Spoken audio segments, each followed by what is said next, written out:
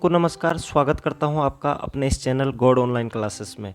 दोस्तों, जैसा कि आपको पता है, उत्तराखंड लोक सेवा आयोग के द्वारा उत्तराखंड लोअर पीसीएस की परीक्षा के लिए भर्ती निकाली गई है, जिसमें कि नायब तहसीलदार और अन्य पदों पर भर्ती निकाली गई है। और पिछली वीडियो में मैंने उत्तराखंड लोक सेवा आयोग के द्वारा जो 2016 में नायब तहसीलदार का जो पेपर हुआ था उस पर डिस्कस किया था 50 प्रश्नों पे, और आज की वीडियो को मैं उसी में आगे जोड़ रहा हूँ कि 51 से 100 तक के क्वेश्चनों पर मैं आज डिस्कस करूंगा, ताकि वीडियो ज़्यादा लंबी ना बने। तो दोस्तों, एक छोटा सा अनुरोध रहेगा कि अगर आपने अभी तक चैनल को सब्सक्राइब नहीं किया है तो आप चैनल को ज़रूर सब्सक्राइब कर लें। तो आगे बढ़ते हैं क्वेश्चन नंबर 51 पर। और अगर आपने अभी तक पहला वाला वीडियो नहीं देखा है तो आप उस वीडियो को भी ज़रूर देख लीजिएगा, क्योंकि 50 क्वेश्चनों पर इंपॉर्टेंट चर्चा की गई है दोस्तों। तो देखते हैं क्वेश्चन नंबर 51 को दोस्तों। तो यहाँ पर जो क्वेश्चन नंबर 51 है दोस्तों, यहाँ पर कह रहा है, भारत में किस वर्ष सरकारी डाक सेवा की शुरुआत हुई? तो सरकारी जो डाक सेवा की जो शुरुआत हुई थी सन 1853 में, सन 1854 में, सन 1855 में या 56 में? तो ऑप्शन नंबर 20 का एग्जैक्ट आंसर है दोस्तों, सन 1854 ईस्वी में सरकारी डाक सेवा की शुरुआत हुई थी, और लॉर्ड डलहौजी उस समय गवर्नर जनरल थे भारत के। क्वेश्चन नंबर 52 की बात कर लेते हैं दोस्तों। हमारा राष्ट्रीय गीत वंदे मातरम किस पुस्तक से लिया गया है? तो हमारा राष्ट्रीय गीत वंदे मातरम किस पुस्तक से लिया गया है? यहाँ पर ऑप्शन है आनंद मठ, बी नील दर्पण, गीतांजलि या सत्यार्थ प्रकाश। तो ऑप्शन ए आनंद मठ से लिया गया है दोस्तों। क्वेश्चन नंबर 53 की बात कर लेते हैं। धन के बहिर्गमन के सिद्धांत को निम्न में से किसने प्रतिपादित किया था? तो धन के बहिर्गमन के सिद्धांत को, ये क्वेश्चन बहुत बार पूछा जाता है। ऑप्शन नंबर यहाँ पर है ए सुरेंद्रनाथ बनर्जी, बी गोपाल कृष्ण गोखले, सी फिरोज शाह मेहता या डी दादा भाई नेहरूजी। तो इसका ऑप्शन हो जाएगा ऑप्शन नंबर डी, दादा भाई नेहरूजी। क्वेश्चन नंबर 54 की बात करते हैं दोस्तों। बौद्ध धर्म के त्रिरत्न क्या इंगित करता है? तो यहाँ पर बहुत ज़्यादा बार पूछा जाता है ये। तो ऑप्शन है ए सत्य अहिंसा दया, बी प्रेम करुणा क्षमा, सी बुद्ध धम्य संघ और विनय पिटक सुत्त पिटक और अभिधम्य पिटक। तो ये त्रिपिटक जो, अगर ऑप्शन नंबर डी की बात करूँ तो जैन धर्म के थे। तो ऑप्शन नंबर सी दोस्तों, बुद्ध धम्य और संघ, ये त्रिरत्न थे बौद्ध धर्म के दोस्तों। ठीक है, नेक्स्ट क्वेश्चन 55 की बात कर लेते हैं। बेगम मुमताज़ महल का मूल नाम क्या था? मुमताज़ की याद में शाहजहाँ ने ताजमहल बनाया था दोस्तों। तो मुमताज़ का ओरिजिनल नाम पूछा जा रहा है यहाँ पर। तो ऑप्शन है मेहरुनिसा, गुलबदन बानो, रोशन आरा और या अर्जुमंद बानो। तो option number D Arjumand Bano Begum था बेगम मुमताज़ महल का नाम दोस्तों। ठीक है ना। और मेहरुनिसा तो आपको पता ही है, जहांगीर की पत्नी का नाम था। ठीक है ना, जिसको कि हम क्या कहते थे, मुमताज़ तो नहीं था उसका, मुमताज़ का नाम अर्जुबंद बानो हो गया और मेहरुनिसा हो गया आपका, माफ़ी चाहूँगा याद नहीं आ रहा है, अगले वीडियो में ज़रूर डिस्कस करूँगा। क्वेश्चन नंबर 56 पर चलते हैं। लोकसभा के प्रथम अध्यक्ष कौन थे? तो लोकसभा के जो प्रथम अध्यक्ष थे, ऑप्शन नंबर सी दिख रहा है दोस्तों, जीवी मावलंकर दोस्तों। ठीक है, क्वेश्चन नंबर 57 पर चलते हैं। भारत के संविधान का कौन सा अनुच्छेद जम्मू और कश्मीर पर प्रत्यक्ष लागू होता है? अब एक्चुअली ये 2016 का पेपर है दोस्तों। ठीक है, तो उस समय अनुच्छेद 370 हटा नहीं था, आज की डेट में हट चुका है। तो आज की डेट में ये प्रश्न बनता ही नहीं है कि जम्मू कश्मीर में भारत का ही संविधान आज की डेट में लागू होता है। तो अगर 2016 की बात करें तो अनुच्छेद 370 प्रत्यक्ष रूप से लागू होता था। क्वेश्चन नंबर 58 की बात कर लेते हैं। किस संविधान संशोधन को भारतीय संविधान का संशोधित संस्करण कहा गया, या ये भी कहा जाता है लघु संविधान भी कहा जाता है? तो ऑप्शन नंबर ए है 40वां संविधान संशोधन, बी 41वां संविधान संशोधन, सी 42वां संविधान संशोधन, डी 43वां। तो ऑप्शन नंबर सी दोस्तों, 42वां संविधान संशोधन 1976 में हुआ था ये पारित। तो इसे संवैधानिक संस्करण भी कहा जाता है, संशोधित संस्करण। ठीक है, और यहाँ पर क्वेश्चन नंबर 59 आ रहा है। डॉक्टर अंबेडकर के अनुसार किस अनुच्छेद को भारतीय संविधान की आत्मा कहा गया? तो संवैधानिक उपचारों का अधिकार अनुच्छेद 32 आपने पढ़ा है दोस्तों। तो ऑप्शन नंबर सी आपका हो जाएगा कि डॉक्टर अंबेडकर के अनुसार किस अनुच्छेद को, तो यानी कि 32वें अनुच्छेद को भारतीय संविधान की आत्मा कहा गया है। ठीक है, जबकि जवाहरलाल नेहरू ने संविधान की जो प्रस्तावना है उससे भारतीय संविधान की आत्मा कहा है। तो ये क्वेश्चन दो तरीके से पूछा जाता है, तो इसको आप क्लियर याद रखेंगे। क्वेश्चन नंबर 60 की बात कर लेते हैं दोस्तों। विंडोज़ निम्न में से किसका उदाहरण है? तो विंडोज़, तो यहाँ पर ऑप्शन है operating system, hardware, active desktop या इनमें से कोई नहीं। तो ऑप्शन नंबर ए इसका एग्जैक्ट आंसर है दोस्तों, ऑपरेटिंग सिस्टम। तो विंडोज़ क्या है? एक ऑपरेटिंग सिस्टम है जो हमारे कंप्यूटर या लैपटॉप को क्या करता है? ऑपरेट करता है। क्वेश्चन नंबर 61 की बात कर लेते हैं। निम्न में से कौन सा एप्लीकेशन सॉफ्टवेयर है? तो application software, compiler, operating system, MS office या इनमें से कोई नहीं। तो ऑप्शन नंबर सी दोस्तों, एमएस ऑफिस क्या है? एक एप्लीकेशन सॉफ्टवेयर है। ठीक है। क्वेश्चन नंबर 62 की बात करते हैं। रोम, ROM, रोम यानी कि random only read only memory. ठीक है, रीड ओनली मेमोरी इसकी फुल फॉर्म होती है। अब इसे क्या कहा जाता है? तो वोलेटाइल स्मृति, नॉन वोलेटाइल स्मृति, द्वितीय की स्मृति या इनमें से कोई नहीं। तो ऑप्शन नंबर बी है इसका दोस्तों, नॉन वोलेटाइल स्मृति कहा जाता है रोम को।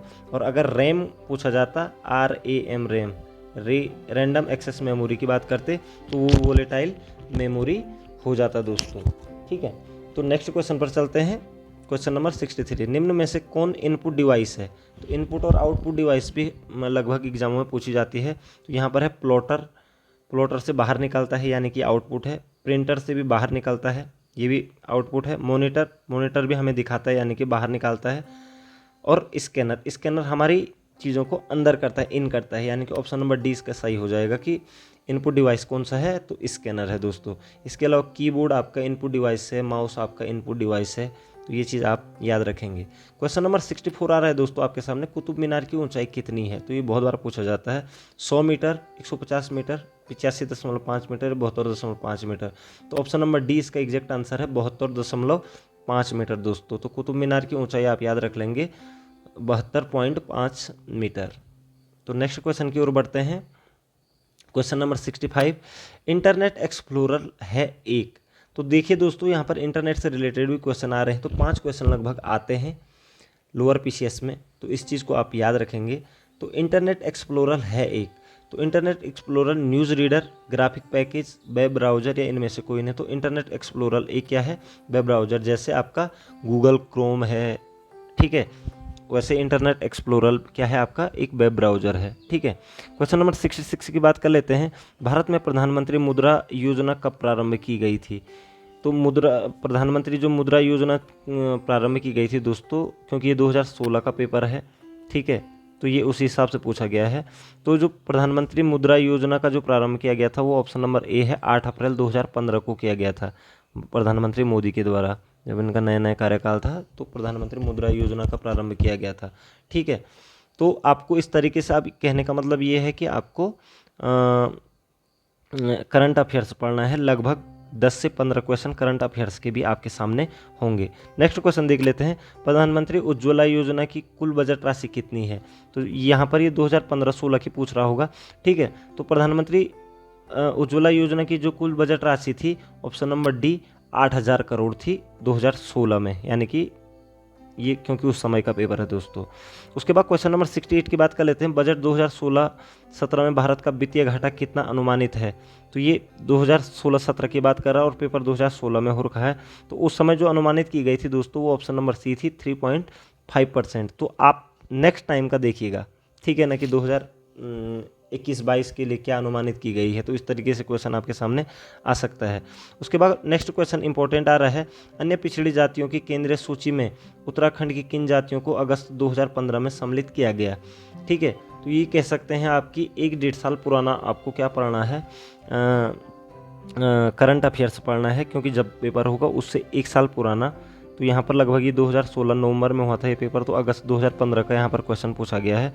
तो इसका जो एग्जैक्ट आंसर है दोस्तों, उत्तराखंड की 2 जातियाँ थी, वो थी आपकी कहार और तंवर सिंघारिया। कहार और तंवर सिंघारिया जो जनजातियाँ थी जिनको केंद्रीय सूची में भी स्थान दिया गया है दोस्तों। उसके बाद क्वेश्चन नंबर 70 की बात कर लेते हैं। निम्नलिखित में से किस वर्ष भारत में खाद्यान्नों का उत्पादन न्यूनतम रहा था? तो न्यूनतम जो रहा था खाद्यान्नों का उत्पादन, अब यहाँ पर ऑप्शन दिए गए 2014-15, 2013-14, 2012-13 या 2009-10। तो ऑप्शन नंबर ए 2014-15 में खाद्यान्नों का उत्पादन न्यूनतम रहा था दोस्तों। उसके बाद क्वेश्चन नंबर 71 इंपॉर्टेंट है, अब भी आ सकता है। प्रधानमंत्री सुरक्षा बीमा योजना यानी कि PMSBY के अंतर्गत प्रीमियम राशि कितनी है? तो प्रीमियम राशि जो कितनी है वो 12 रुपये होती है। वो भी प्रति वर्ष के हिसाब से। तो ऑप्शन नंबर सी दिख रहा है यहाँ पर 12 रुपये प्रति वर्ष। आप भी कर सकते हैं, एक प्रकार का दुर्घटना बीमा टाइप का है दोस्तों, ठीक है। क्वेश्चन नंबर 72 की बात कर लेते हैं। वह भारतीय राज्य जिससे होकर कर्क रेखा नहीं गुजरती है। तो कर्क रेखा आपको पता है भारत के 8 राज्यों से होकर गुजरती है। यहाँ पर ऑप्शन है गुजरात, तो गुजरात से गुजरती है। ओडिशा, ओडिशा से नहीं गुजरती है। और झारखंड और त्रिपुरा से होकर गुजरती है। तो ऑप्शन नंबर बी हो जाएगा कि ओडिशा से होकर कर्क रेखा नहीं गुजरती है। तो आप देख लीजिएगा कि किन किन राज्यों से होकर के कर्क रेखा गुजरती है। क्वेश्चन ये भी बन जाएगा अगले के। नेक्स्ट क्वेश्चन की बात कर लेते हैं। भारत का वर्ष 2014 में मानव विकास सूचकांक का मान कितना था। तो मानव विकास सूचकांक हर साल निकाला जाता है, ठीक है, SDI बोलते हैं इसको। तो जो 2014 में रहा था दोस्तों, क्योंकि आप तो पूछा नहीं जाएगा, वो था लगभग 5.83। अब यहाँ पर ऑप्शन नहीं मिल रहा है 5.83, सॉरी 0.583, यहाँ पर 0.570 दिख रहा है। तो ऑप्शन नंबर बी इसका आंसर हो जाएगा, इसलिए मैं इस पर ज़्यादा चर्चा नहीं कर रहा हूँ। आप इस वर्ष का जरूर देख लीजिएगा कि भारत का 2020-21 का मानव विकास सूचकांक का मान कितना था, ठीक है। उसके बाद क्वेश्चन नंबर 74 की बात कर लेते हैं। निम्न में से कौन पेज प्रिंटर है जो बहुत ही सूक्ष्म स्याही कणों द्वारा अक्षर व आकृति बनाकर उच्च गुणवत्ता का आउटपुट देता है। तो पेज प्रिंटर जो कि स्याही के कणों को अक्षर और आकृति बनाकर उच्च गुणवत्ता का आउटपुट देता है, तो इसे कहते हैं डॉट मैट्रिक्स प्रिंटर। तो option number C, dot matrix printer ही ऐसा होता है जो पेज प्रिंटर भी होता है। क्वेश्चन नंबर 75 की बात करते हैं दोस्तों। निम्न में से कौन एंटीवायरस सॉफ्टवेयर है। अब यहाँ पर है जावा, टेली, नॉर्टन और इनमें से कौन है। तो जावा और टेली की अगर मैं बात करूँगा दोस्तों, तो जावा और टेली क्या हैं आपके एक सिस्टम सॉफ्टवेयर हैं। और नॉर्टन की बात करूं तो ये एंटीवायरस सॉफ्टवेयर है, तो नॉर्टन, ठीक है दोस्तों। क्वेश्चन नंबर 76 की बात कर लेते हैं। किस अधिनियम के अंतर्गत भारत में सर्वोच्च न्यायालय की स्थापना ब्रिटिश शासनकाल द्वारा की गई थी। यानी कि भारत में सर्वोच्च न्यायालय की स्थापना किस अधिनियम के द्वारा हुई थी। तो यहाँ पर ऑप्शन नंबर ए है रेगुलेटिंग एक्ट 1773 ईस्वी के। 1773 ईस्वी का जो रेगुलेटिंग एक्ट था दोस्तों, उसके तहत कलकत्ता में एक सर्वोच्च न्यायालय की स्थापना की गई थी। तो आप याद रखेंगे इस चीज़ को, ठीक है। क्वेश्चन नंबर नेक्स्ट देखते हैं 77।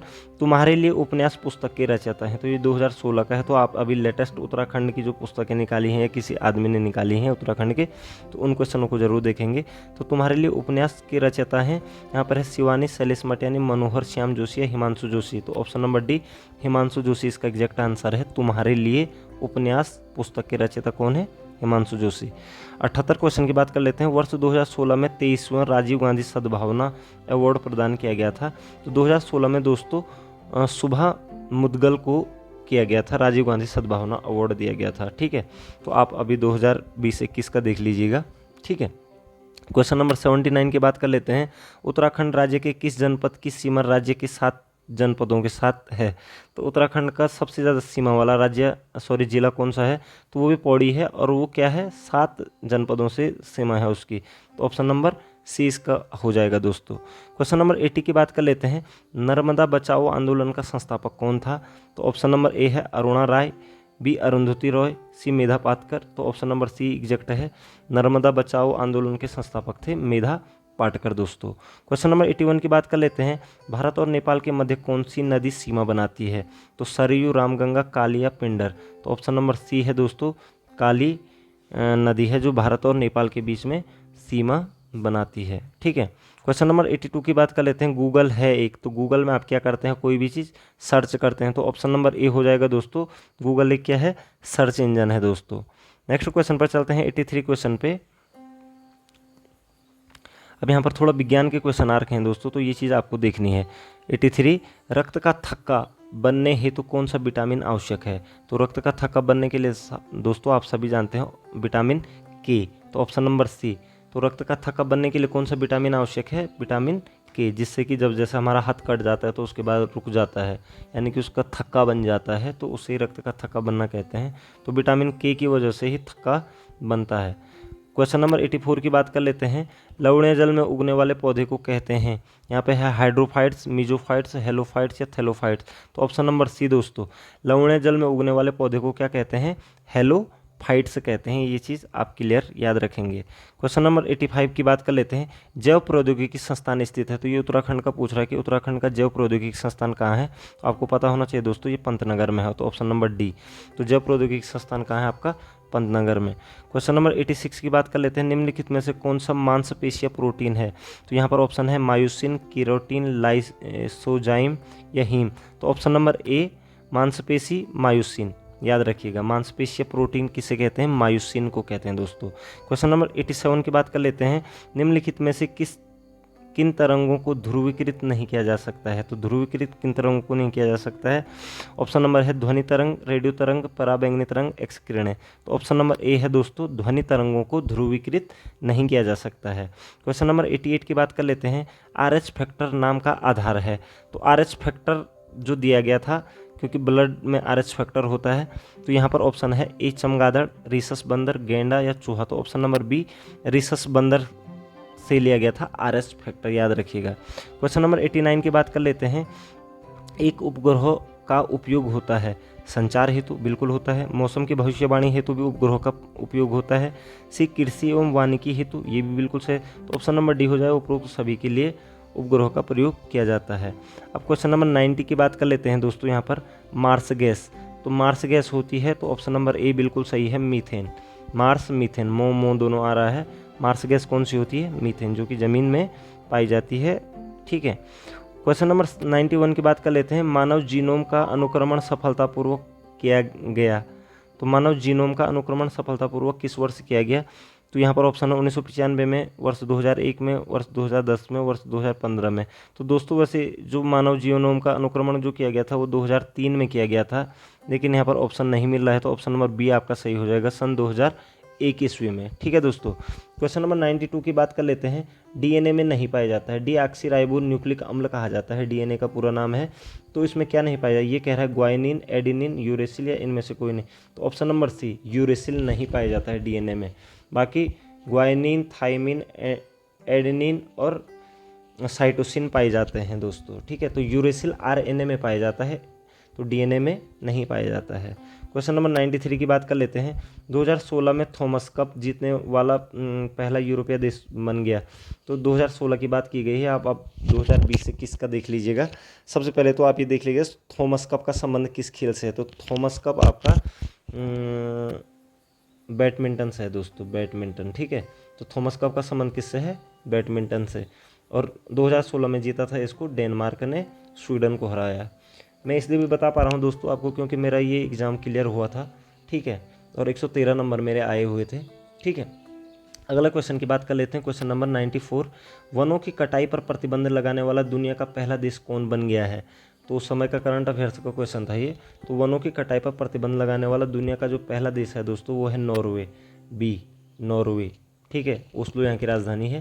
क्वेश्चन नंबर 95 की बात कर लेते हैं। चीन का दक्षिण चीन सागर में किस क्षेत्र में के नियंत्रण को लेकर फिलीपींस और वियतनाम के साथ विवाद चल रहा है। तो आपको पता है दोस्तों, चीन तो एक विवादास्पद देश ही है। तो चीन का दक्षिण चीन सागर में कौन सा द्वीप है वो। तो ऑप्शन नंबर सी स्प्रेटली द्वीप श्रृंखला के कारण वियतनाम और ये कह सकते हैं आपकी फिलीपींस के साथ विवाद चल रहा है। क्वेश्चन नंबर 96 की बात कर लेते हैं दोस्तों। कौन सा राज्य देश का पहला डिजिटल राज्य बन गया है। तो आपको पता होना चाहिए ऑप्शन नंबर सी केरल देश का पहला डिजिटल राज्य है। यहाँ पर फाइबर ऑप्टिक्स को गांव-गांव तक पहुंचाया गया है, तो इसलिए यह डिजिटल राज्य बन गया है पहला। ठीक है। क्वेश्चन नंबर 97 की बात कर लेते हैं। Editor unplugged media magnets नेताज and me पुस्तक का लेखक कौन है। तो यहाँ पर ऑप्शन है विनोद मेहता, एस निहाल सिंह, इंदर मल्होत्रा, कुलदीप नैयर। तो ऑप्शन नंबर ए दोस्तों विनोद मेहता। एडिटर अनप्लग्ड भी याद रखोगे, एडिटर अनप्लग्ड पुस्तक किसने लिखी है, तो विनोद मेहता ने लिखी है।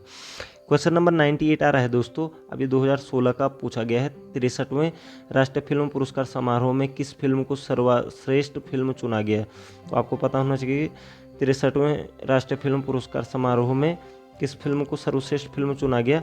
तो ये आपको पता है बाहुबली, ऑप्शन नंबर सी। ये 2016 में है, तो आप 2021-22 का देख लेना दोस्तों। ठीक है। क्वेश्चन नंबर 99 की बात कर लेते हैं। भारतीय ज्ञानपीठ पुरस्कार 2015 किसे दिया गया। अब 2020 से किसका आप देख लीजिएगा। तो ज्ञानपीठ पुरस्कार, सबसे पहले तो आपको पता ये होना चाहिए कि ज्ञानपीठ पुरस्कार किससे संबंधित है। तो ज्ञानपीठ पुरस्कार दिया जाता है साहित्य के क्षेत्र में, ठीक है, और 1969 से ये दिया जाता है। तो ज्ञानपीठ पुरस्कार सबसे पहले मतलब यहाँ पर 2015 में किसे दिया गया था, तो ऑप्शन नंबर ए रघुवीर चौधरी को दिया गया था दोस्तों, ठीक है। अब क्वेश्चन नंबर 100 और लास्ट क्वेश्चन है, निम्नलिखित में से किस अंग द्वारा इंसुलिन हार्मोन स्रावित होता है। तो यहाँ पर है गुर्दा, हृदय, यकृत या अग्नाशय। तो इंसुलिन हार्मोन्स जो स्रावित होता है दोस्तों वो होता है ऑप्शन नंबर डी अग्नाशय के द्वारा। तो ये चीज़ आप लोग क्लियर रखेंगे और समझ में भी आ गया होगा कि आपको किस किस तरीके से प्रश्न पढ़ने हैं। तो दोस्तों जो नेक्स्ट वीडियो आएगी उसमें इसका जो तर्क शक्ति वाला जो प्रश्न पत्र है 101 से लेकर 150 तक, उस पर मैं डिस्कस करूँगा। तब तक आप इनका गहन अध्ययन कीजिए और इस तरीके से समझिए कि किस तरीके से हमें परीक्षा की तैयारी करनी है दोस्तों। तो आशा करता हूँ कि आपको वीडियो ज़रूर पसंद आया होगा और चैनल को आप ज़रूर सब्सक्राइब करेंगे और अपने दोस्तों के साथ भी इस वीडियो को शेयर करेंगे। आपका समय शुभ हो, आपके उज्जवल भविष्य की कामना करता हूँ। जय हिंद, जय भारत, जय उत्तराखंड।